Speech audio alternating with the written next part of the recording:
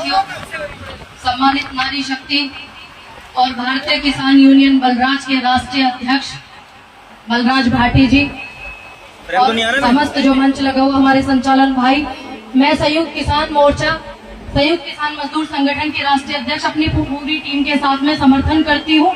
और मैं एक बात बता दूं, शायद यहाँ के अधिकारियों को नहीं पता होगा, कान खोल करके इस बात को सुन लेना।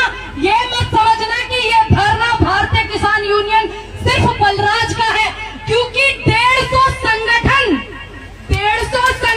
है उस मोर्चे में।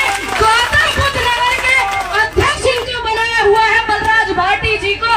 जो एमएसपी गारंटी कानून मोर्चा है उसमें 150 संगठन है।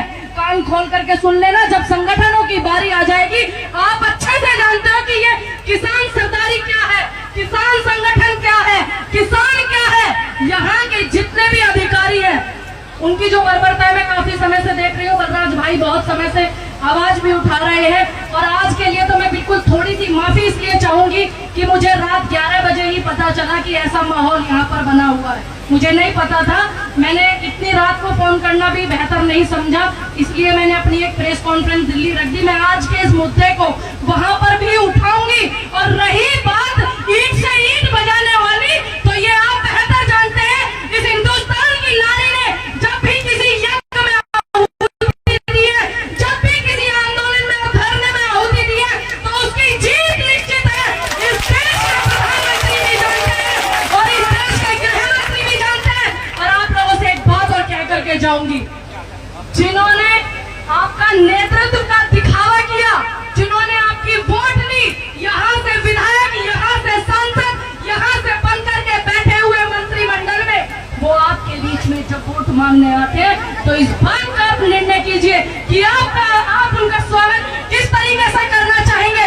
जैसे वो किसानों का स्वागत करवाते हैं अपनी पुलिस से, या फिर जैसे आप खुद करना जानते हैं, ये तय आप करेंगे। अभी कुछ समय पहले एक धरना चल रहा था गौतम बुद्ध नगर में, मैं बार बार वहाँ एक बात बोल करके गई थी, जैसे यहाँ 4 बीघे जमीन जो हड़पी गई है और ये सपोर्ट कर रहे हैं। आप ये देखिए, अभी मुझे पता चला, हमारी महिला की जो राष्ट्रीय अध्यक्ष है उन्होंने मुझे बताया कि जो बिल्डर है ये पाकिस्तानी है। क्या ये बात सही है रेखा जी?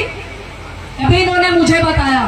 तो आप सोचिए कि ये आपको कैसे हिंदू मुस्लिम के भाईचारे में बांटते हैं और ये एक ऐसे देश को, ऐसे देश के व्यक्ति को सपोर्ट करते हैं जो इस हिंदुस्तान के सैनिकों को, जो इस हिंदुस्तान पर नजर गड़ा करके बैठा हुआ है दुश्मनों की। आप सोचिए ये किन को करते हैं सपोर्ट। ये एक धरना भी चला हुआ था, आप सभी को पता है। मैं यहाँ बहुत सारे वो चेहरे देख रही हूँ जो उस धरने में आए हुए थे, जिन्होंने उस धरने को 60-72 दिन तक सफल बनाया था नोएडा अथॉरिटी पर। मैं बार बार वहाँ एक बात कह करके गई थी कि जब भी आप इस धरने का समापन करें तो आपका खुद का निर्णय होना चाहिए, इस देश के किसानों का निर्णय होना चाहिए, इसको नेतृत्व करने वाले अध्यक्ष का निर्णय होना चाहिए, ना कि जितने लोग आए हुए, हम सभी का सम्मान करते हैं, जितने भी संगठन, जितने भी यूनियन यहाँ पे आए हुए, लेकिन निर्णय उन किसानों का होना चाहिए। और जो किसानों की लड़ाई लड़ने के लिए बलराज भाटी जैसे हमारे अध्यक्ष जो है वो बैठे हुए हैं, उनकी सहमति से। क्यों मैं बोल रही हूँ? क्योंकि पिछले दिनों से जब से आंदोलन में आना शुरू हुआ, बहुत सारी चीजें देखी है। वो लखीमपुर का कांड भी देखा है और वो रात को धरने का 12 बजे उठना भी देखा है, वो बेटियों का बलात्कार भी देखे हैं और वो बेटियों की चीखती हुई चीखें भी देखी है, और वो मणिपुर कांड भी देखा है, वो हाथरस की मनीषा वाल्मीकि का कांड भी देखा है, वो किसानों पर डंडे बरसाए गए वो भी देखे हैं, और वो लखीमपुर में किसानों पर ट्रैक्टर रोन दी गई, थार रोन दी गई, वो भी माहौल देखे हैं सिर्फ इस 3.5 साल के अंदर। इसलिए ये बात मैं बोल रही हूँ।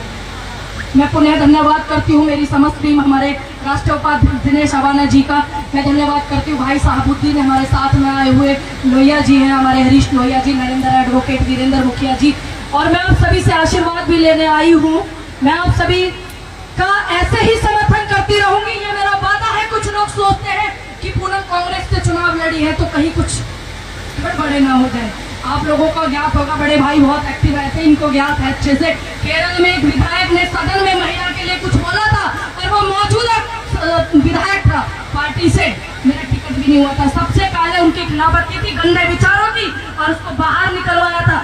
देश में सबसे पहले मेरा स्वाभिमान, मेरा सम्मान, आप किसान सरदारी मेरी माताएं बहनें हैं। मैं पुनः धन्यवाद करती हूँ इस मंच का, और मैं प्रशासन को एलआईओ के कलोल है जाकर के कह देना कि वहां पर 150 संगठन का व्यक्ति बैठा हुआ है, अकेले एक यूनियन का व्यक्ति नहीं है, वहां 150 संगठन के नेतृत्व करने वाले लोग बैठे हुए हैं। वहां इस समस्त संसार की सबसे खूबसूरत सृष्टि पर रचना नारी शक्ति बैठी हुई है।